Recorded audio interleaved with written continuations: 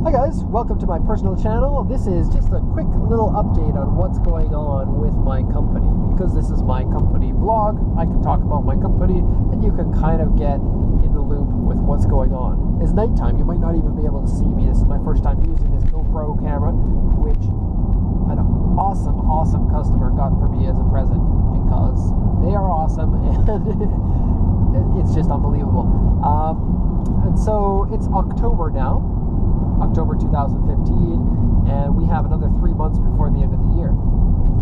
We previously had myself, my office staff, as a Japanese staff, and we had two people, James and Paul, answering emails.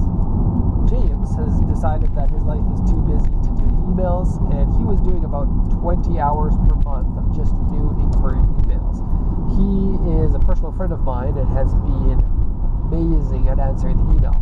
He is better than I am at writing by far, and he's more patient than I am, and I really appreciated his help because it allowed me to keep things together while I couldn't have time to answer to new inquiries. But then he became too busy, and he's going to be busy until the end of the year. And actually at the end of the year, my other guy, Paul, is going to be moving to Japan. And so he's going to be working full-time as a salesperson in the company. Here we are at the toll booth. Hey, toll booth guy. We don't have to open any windows, it's automatic. And so Paul's going to be moving here in January. I'm really excited for that, but at the moment we don't have any space for Paul to work because the office that we're in right now is very small, and it's a shared office with my wife's company. And so I'm going to have to find a new office because Paul is coming in and we won't have space for him, and I'm excited to get a new office. But at the same time, getting a new office is a little bit scary because in Japan, when you get real estate and when you rent something, you have to pay for 1 month's rent up front for the next month, and then you also have to pay for your real estate agent 1 month rent, and you have to pay a gift fee, which is a gift just to the landlord. So thank you for letting me rent this. And that's 1 to 2 months rent. And then you have to pay half a month's rent for fire insurance. And then you also have to pay another 1 to 2 months rent for deposit. And some shops, some landlords mandate that you have a guarantor that you pay for. So that'll be another month's rent. And so if your office is a cheap one, like I'm going to need to get because we're not a super rich company, and we're paying, for example, $1,200 per month for the rent of that shop, then we have to pay, $10,000 or so just to start that up. And that's kind of a risk when I'm going to be bringing in new staff who also cost money, and we are paying a good amount more than the minimum wage for more than double the minimum wage, of course, because I don't want to cheap out anybody. And because of the demand, we actually need to hire more than one person, and so we've got 2 staff coming in. The other person is also doing emails. His name is Andrew, and we've brought in one more friend of mine to answer emails because losing the one person and 3 people who are not completely trained up yet, I needed somebody who was a little bit of an expert. So I took one of my friends who's basically an expert and got him to help with the emails. And so we've got a team of 3 people doing emails, plus myself doing sales and emails with customers who have sent in their deposit. And so that's basically where we stand with that. The new office, we should get that in the next month or so. I'm searching, but nothing has really come up that I love. I want to get something that's really nice. I'd like to spend more money on it, but this really has to be a temporary office. My plan, actually, because I want to get my own lot, is get a lot that is rather large size and then build my own office on it to my own specifications.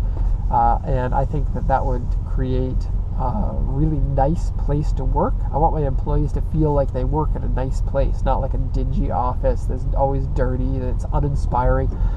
I want to think more along the lines of, the creative companies, like, for example, Google, and, open office design and, relaxing areas at your work where you can just sit and, have a chat with somebody, or if you want to play Gran Turismo, then you can go play Gran Turismo, because that's what I want to do. And I'll let you in on a little bit of a secret.